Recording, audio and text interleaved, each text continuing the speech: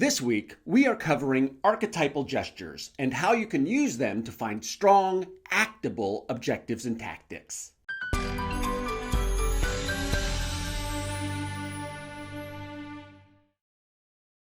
Hi, the Inspired Actor here. If you're new to this channel, we are dedicated to helping actors become better artists by offering these quick, roughly 10-minute acting lessons. We try to post these weekly, so if you want to see more videos like these, go ahead and subscribe so you'll be notified as soon as they come out. Also, take a moment before you forget and hit that like button, as it really helps me out. And if you know people who might like these videos, please don't hesitate to share them on your social media outlet of choice. In my last video, I talked about the 6 basic archetypal actions that actors will always use on stage and in film. This week, we're going even further by discussing archetypal gesture in even more detail. Before we get into what an archetypal gesture is, I think it's important to start with this caveat. I have met and known Michael Chekhov actors and teachers from all over the world. If there is one thing many are passionate about, it is the idea of archetypal gesture. However, there are so many different schools of thought about how many archetypal gestures there are and even what they are supposed to be used for that it can be quite overwhelming for people new to the process sometimes. My view is that there are 6 if you base them on directionality, flexibility, and purity of form. Others say that there are 9, some say that there are 13, and still more say there is an infinite amount of archetypal gestures. I don't know that it pays to be too particular in one way or another. As long as we are clear and in agreement about what an archetypal gesture is and how to use them, I think it can be up to you, the actor-artist, to use your own creative individuality to decide which ones are useful for you and when and where to use them in your acting. So, I'd like you to think of an archetypal gesture as a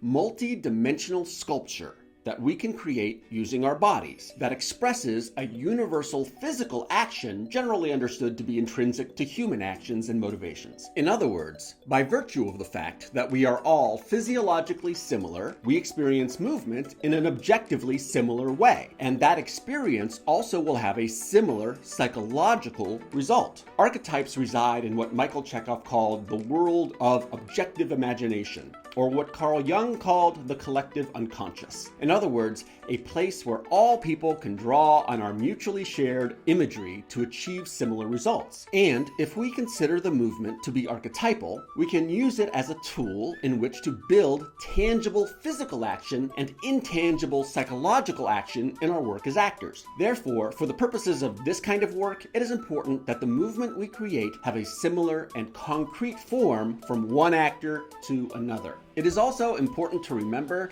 that the archetypal gesture in and of itself is only a basic component of the work of the actor and is inherently incomplete until the actor adds quality and refinement to the action. Adding a quality will transform it from the archetypal movement to what we call a psychological gesture. In other words, a push is just an action until I answer the question of how fast or slow I am pushing, how hard I am pushing, and what emotion I might be pushing, and so on. Further, it is critical that we recognize that an archetypal gesture is not asking you to pantomime or enact a scenario like pushing a rock uphill or pushing open a door or something like that. What we are trying to achieve with any gesture is executing an outer movement that connects to an inner movement intangibly or tangibly. There is no real difference between our psychology and our physicality. All psychology can and tends to be expressed as a physical movement of some kind. For example, we all know pushy people. We can fall in love, be open-minded, or draw our conclusions. We can be thrown for a loop, pull someone's leg, and then rip them a new one. We can have our spirits lifted or crushed, and we can have the spirit move us. We can gather our thoughts, give thought to something, perish the thought, think highly of someone, and then lose one's train of thought. The goal of all this is to express our acting instinctually organically and spontaneously by removing it from the cold reasoning of our intellect, which tends to interfere with our being able to impulsively live moment to moment within a scene. The little intellect, as Chekhov called it, wants us to work in the cliché of how a scene is supposed to be, rather than relying on our own creative instincts to find truthful moment-to-moment reactions within a scene. So now, let me begin with the archetypal gesture of push to show you how you can use it in your work. This is the technical way a push should be achieved.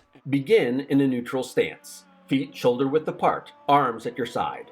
Chest open and radiating. Inhale. Bring arms to a pushing position, palms facing out, forearms parallel with the floor, elbows behind the body at the chest. Exhale. While moving the arms in a pushing motion and with a feeling of ease, lunge forward using your full body. Do not step too far out or too little. Front toes should face forward and back toes should be at a 45-degree angle.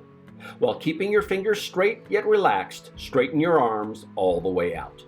Using your creative imagination, imagine that the push gesture doesn't end at the end of the physical movement, but continues forward through your radiating energy.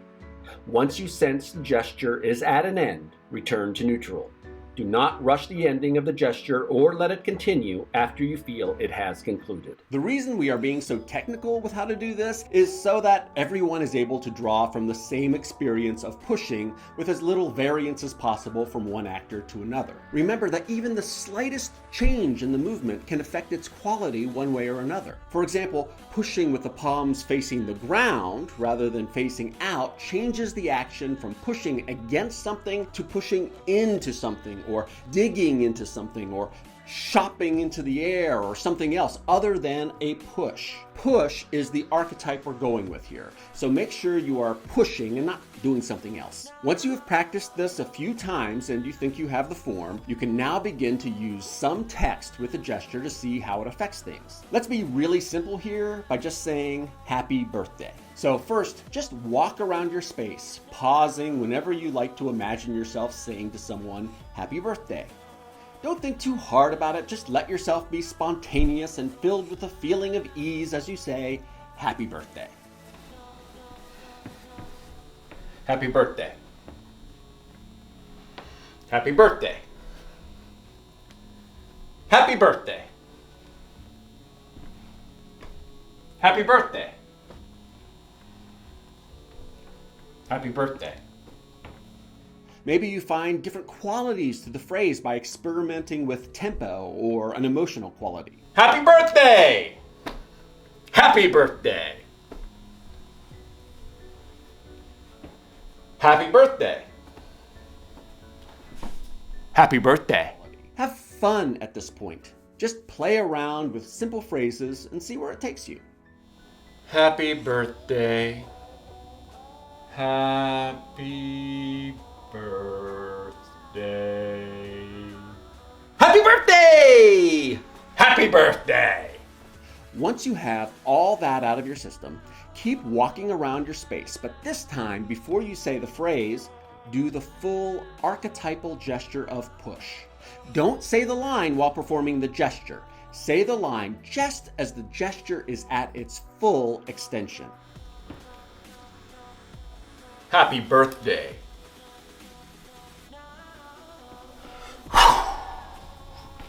Happy birthday!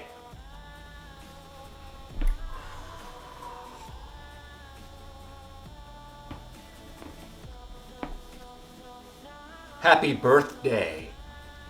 Remember when I said that the push gesture doesn't end at the end of the full extension, but that you should imagine that it continues forward through your radiating energy? That's the place to try to say your line. Happy birthday. Always try to say the line on the radiation, not on the physical action. Even then, don't just let everything drop as soon as you say your line. Practice imagining that you are sending the line to and then through your imaginary scene partner.